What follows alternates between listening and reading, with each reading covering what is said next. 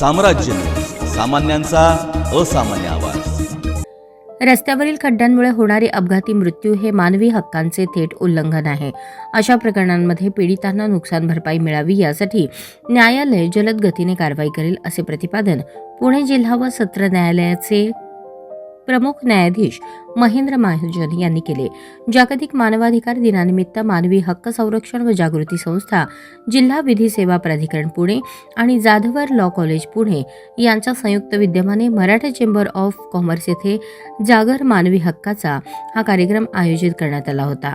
यावेळी जिल्हा विधी सेवा प्राधिकरणाच्या सचिव न्यायाधीश रेवती देशपांडे, प्राचार्य डॉक्टर सुधाकरराव जाधवर, निवृत्त प्रमुख जिल्हा व सत्र न्यायाधीश RG जटाळे, निवृत्त लेफ्टनंट कर्नल श्रीश कुमार, जाधवर इन्स्टिट्यूटचे उपाध्यक्ष ॲडव्होकेट शार्दूल जाधवर उपस्थित होते। महेंद्र महाजन म्हणाले, मानवी हक्कांबद्दलची जागरूकता आजही समाजात कमी आहे। ही उणीव भरून काढण्यासाठी जागर मानवी हक्काचा सारखे उपक्रम महत्त्वाचे आहेत। कायद्याप्रमाणे सत्र न्यायालयाच्या ठिकाणी मानवी हक्क न्यायालय असल्याचे फलक लावण्याचे आश्वासनही त्यांनी दिले।